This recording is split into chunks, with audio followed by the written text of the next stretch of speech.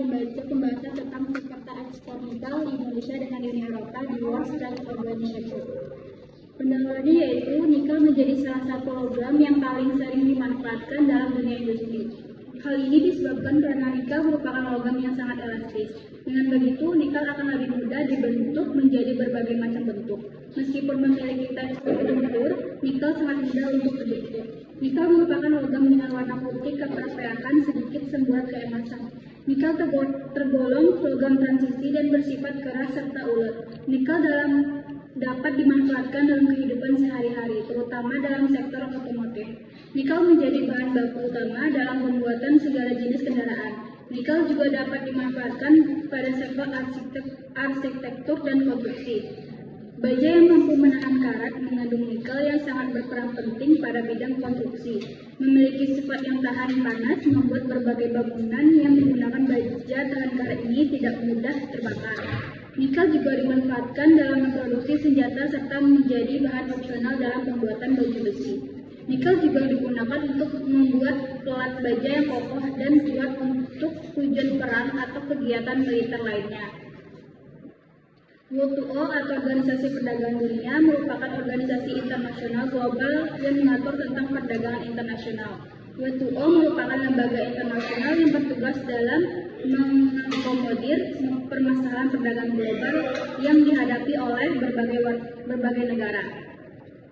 Berikut hasil dan pembahasan kepentingan Indonesia dalam kebijakan pembahasan ekspor nikel ke Uni Eropa. Nikel merupakan jenis logam keras berwarna putih, keperakan, dan sedikit cara pemasan. Nikel sendiri menjadi logam yang memiliki kepadatan dan kekuatan yang baik dalam suhu panas maupun derajat keasaman.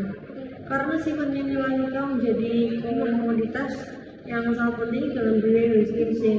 Indonesia menjadi pemasok komoditas nikel yang menduduki rantai pasokan nikel global pada tahun 2019 dengan produksi sebanyak 2,6 juta ton. Namun, per 1 Januari 2020, melalui Peraturan Menteri ESDM Nomor 11 Tahun 2019, Indonesia resmi memberlakukan pembatasan ekspor biji nikel atau nikel pada tahun 2017.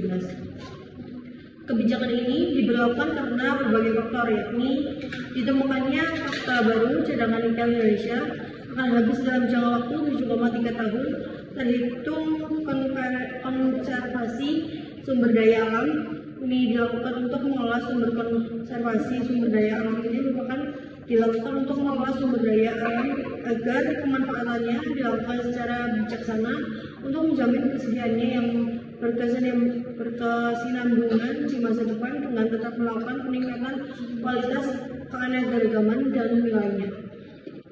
Melalui kebijakan restriksi nikel Indonesia di World Trade Organization. Pada 14 Januari 2021, Uni Eropa resmi mengajukan Indonesia ke bagian penyelesaian sengketa perdagangan internasional yakni World Trade Organization terkait kebijakan pelarangan ekspor biji nikel dengan kadar 1,7%. Uni Eropa berasumsi bahwa mineral mentah tersebut merupakan 55% komponen bahan baku utama industri baja. Persoalan pelarangan ekspor biji nikel ini menghabiskan gugatan Uni Eropa terhadap Indonesia di WTO. Hal ini bermula dari Uni Eropa yang merasa keberatan dengan kebijakan restriksi ekspor nikel mentah atau biji nikel yang berlaku mulai 1 Januari 2020. Meski kemudian pemerintah memperlakukan relaksasi, Indonesia memiliki pasar nikel global di berbagai negara seperti Cina, Jepang, Korea Selatan, Australia, dan Uni Eropa Nugroho 2022. Keterlibatan Indonesia ke dalam perdagangan bebas menstimulisasi Indonesia untuk bersaing ke pasar internasional. Namun sejak hilirisasi Indonesia yang sangat menjanjikan di tingkat internasional, terbukanya pangsa pasar semakin menjanjikan dan berbagai eksportir Indonesia perlu menganalisis arus pasar dunia dalam memetakan peluang dan kepentingan nasional sebagai pertimbangan. Dengan pemberlakuan penghentian ekspor biji nikel, pemerintah harus bekerjasama dengan investor dalam pengembangan industri.